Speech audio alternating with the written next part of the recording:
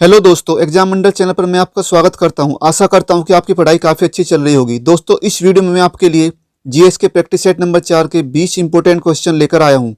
आप चाहे किसी भी एग्जाम की तैयारी कर रहे हैं, उसमें जीएस की तैयारी में इस सिलेक्शन सीरीज से आपको काफ़ी हेल्प मिलेगी। दोस्तों, आप यूपी ट्रिपल एससी के किसी भी एग्जाम जैसे वीडियो, लेखपाल, जूनियर असिस्टेंट या यूपी पुलिस कांस्टेबल एसआई किसी भी कम्पिटिटिव एग्जाम की तैयारी कर रहे हैं, यह सिलेक्शन सीरीज आपके लिए काफ़ी हेल्पफुल होगी। दोस्तों, यदि आप चैनल पर पहली बार आए हैं तो चैनल को सब्सक्राइब करना ना भूलें तथा वीडियो को लाइक और ज़्यादा से ज़्यादा शेयर करें। तो चलिए दोस्तों, वीडियो को स्टार्ट करते हैं। यह आज का पहला क्वेश्चन। किस युद्ध को जीतने के बाद शेरशाह ने दिल्ली में अफगान सत्ता की स्थापना की थी? आपके ऑप्शन है चौसा का युद्ध, बिलग्राम का युद्ध, कालिंजर का युद्ध या चंदेरी का युद्ध। तो दोस्तों, इस क्वेश्चन का सी आंसर क्या हो, जल्दी से गैस कीजिए। दोस्तों, इस क्वेश्चन का सी आंसर हो जाएगा ऑप्शन बी, बिलग्राम का युद्ध। जी हाँ दोस्तों, बिलग्राम या कन्नौज का युद्ध 1540 ईस्वी में शेरशाह सूरी एवं हुमायूं के बीच हुआ था। इस युद्ध में शेरशाह सूरी ने हुमायूं को पराजित करके दिल्ली एवं आगरा पर अपना कब्जा कर लिया था। दोस्तों, शेरशाह के बचपन का क्या नाम था? फरीद खां। ये पॉइंट भी आपको याद रखना है। चलिए दोस्तों, अगले क्वेश्चन की तरफ चलते हैं। डचों ने अपनी पहली व्यापारिक कोठी कहाँ स्थापित की थी?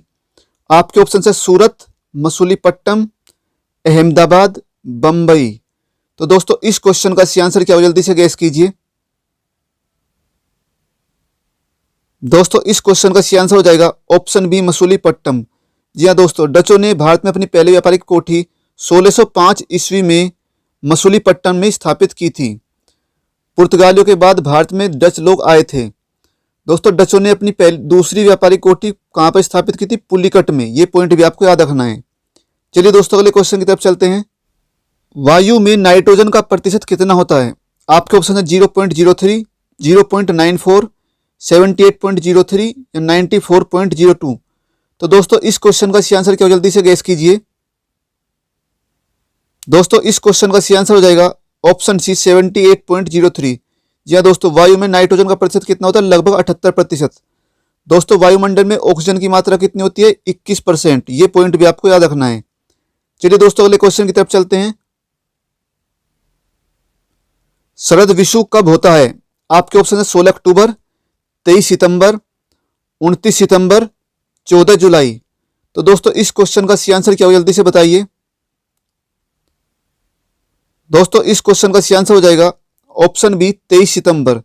जी हाँ दोस्तों, शरद विषु कब होता है? 23 सितंबर को। दोस्तों, यह वह स्थिति होती है जब सूर्य की किरणें विषुवत रेखा पर लंबवत पड़ती है और हर जगह दिन एवं रात बराबर होते हैं। शरद विषु कब 23 सितंबर को होता है, जबकि वसंत विषु कब होता है? 21 मार्च को। यह पॉइंट भी आपको याद रखना है। चलिए दोस्तों, अगले क्वेश्चन की तरफ चलते हैं। राज्य विधानमंडल के अनुमोदन के बिना राज्यपाल द्वारा जारी अध्यादेश कितनी अवधि के लिए लागू रहता है? आपके ऑप्शन है 6 सप्ताह, 6 माह, 1 माह या 1 वर्ष। तो दोस्तों, इस क्वेश्चन का सी आंसर क्या हो, जल्दी से गैस कीजिए।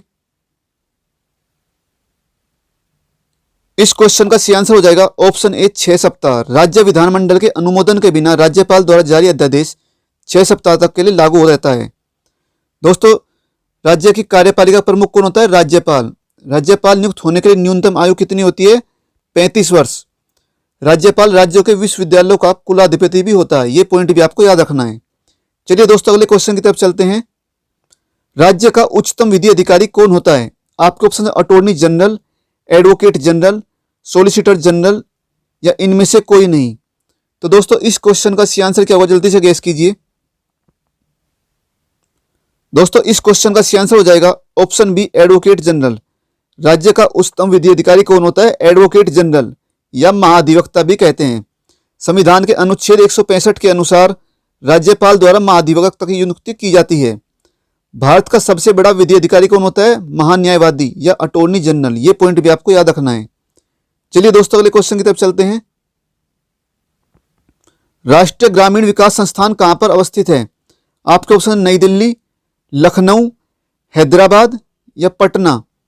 तो दोस्तों, इस क्वेश्चन का सी आंसर क्या होगा, जल्दी से गैस कीजिए। दोस्तों, इस क्वेश्चन का सी आंसर हो जाएगा ऑप्शन सी, हैदराबाद। जी हाँ दोस्तों, राष्ट्रीय ग्रामीण विकास संस्थान हैदराबाद में अवस्थित है। चलिए दोस्तों, अगले क्वेश्चन की तरफ चलते हैं। कौन सी पंचवर्षीय योजना केवल 4 वर्ष की थी? आपके ऑप्शन है चौथी, पांचवी, सातवीं या तीसरी। तो दोस्तों इस क्वेश्चन का सही आंसर क्या हो, जल्दी से गैस कीजिए। दोस्तों इस क्वेश्चन का सही आंसर हो जाएगा ऑप्शन बी, पांचवी। जी हाँ दोस्तों, पांचवी पंचवर्षीय योजना केवल 4 वर्ष की थी। इसका कार्यकाल कितना था? 1974 से लेकर 1978 तक। ये पॉइंट भी आपको याद रखना है।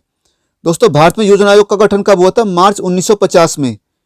पहली पंचवर्षीय योजना कब शुरू हुई थी? 1951 से लेकर 1956 तक।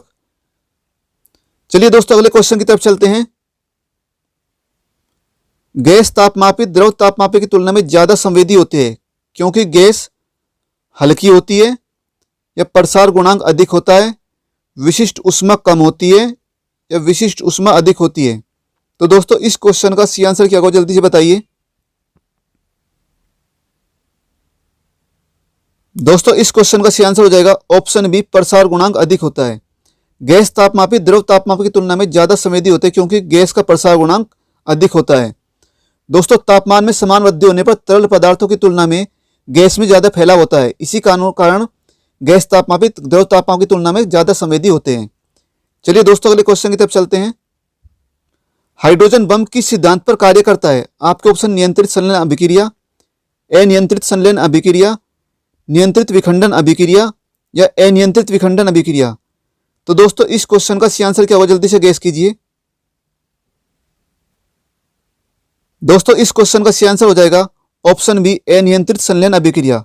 हाइड्रोजन बम अनियंत्रित संलयन अभिक्रिया सिद्धांत पर कार्य करता है।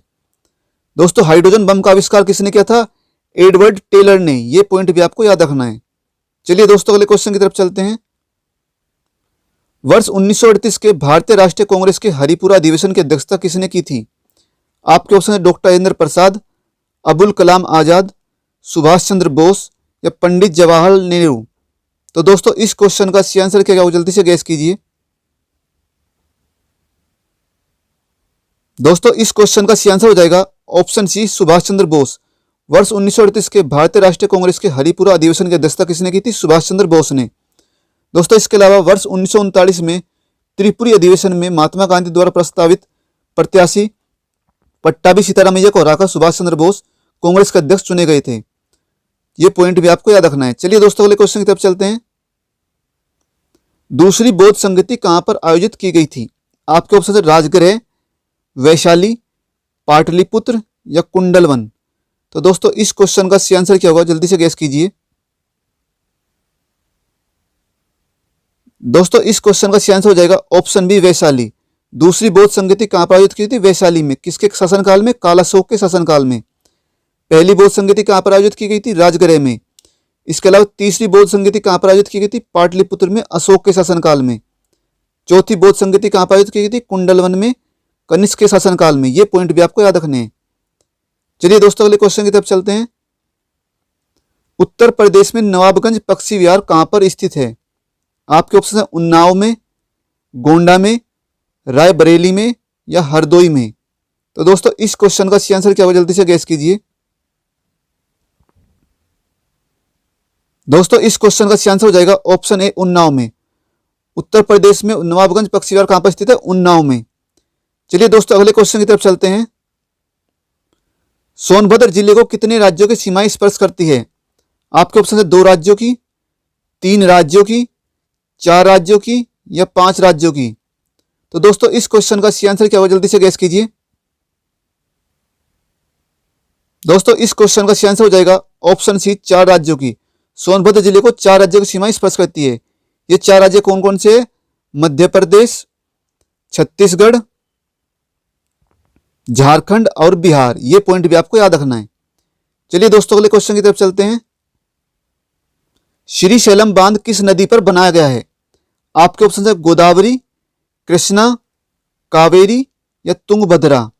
तो दोस्तों इस क्वेश्चन का सही आंसर क्या होगा, जल्दी से गैस कीजिए। दोस्तों इस क्वेश्चन का सही आंसर हो जाएगा ऑप्शन बी, कृष्णा नदी पर।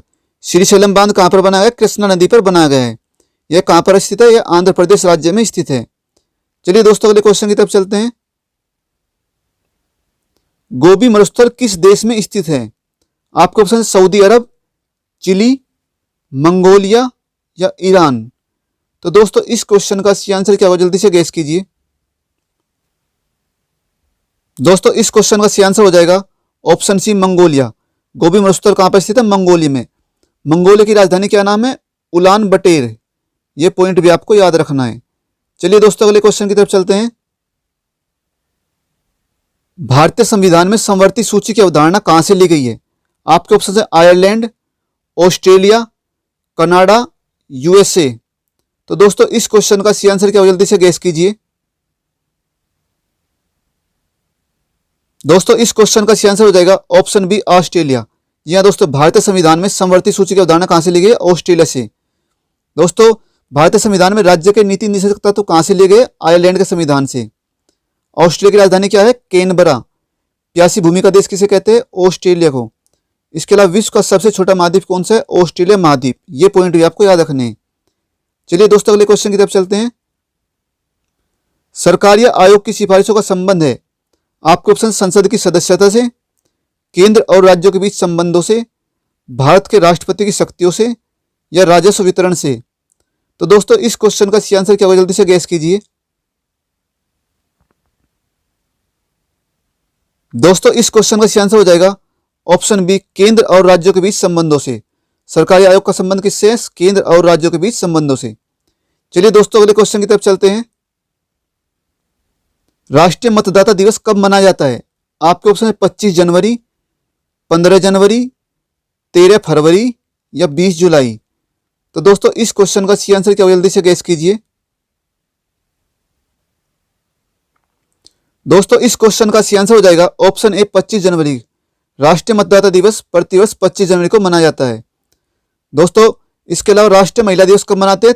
13 फरवरी को। अंतर्राष्ट्रीय शतरंज दिवस कब मनाते हैं? 20 जुलाई को। ये पॉइंट भी आपको याद रखने हैं। चलिए दोस्तों अगले क्वेश्चन की तरफ चलते हैं। यह आज का अंतिम क्वेश्चन। कंप्यूटर में डाटा का भंडारण किस रूप में होता है? आपके ऑप्शन है डेसिमल, बाइनरी, ऑक्टल, या हेक्साडेसिमल। तो दोस्तों इस क्वेश्चन का सही आंसर क्या होगा, जल्दी से गैस कीजिए। दोस्तों इस क्वेश्चन का सही आंसर हो जाएगा ऑप्शन बी, बाइनरी। जी हाँ दोस्तों, कंप्यूटर में डाटा का भंडारण किस रूप में होता है? बाइनरी के रूप में। तो दोस्तों आपने 20 में से कितने क्वेश्चन सही किए कमेंट करके बताना। आपका स्कोर कितना बना? उम्मीद करता हूं कि ये सेशन आपको काफी पसंद आया होगा और आने वाले एग्जाम में आपके लिए काफी हेल्पफुल होगा। दोस्तों यदि ये वीडियो आपको अच्छी लगे तो चैनल को सब्सक्राइब करें तथा वीडियो को लाइक और ज्यादा से ज्यादा शेयर करें। तो चलिए दोस्तों मिलते हैं नेक्स्ट वीडियो में। धन्यवाद।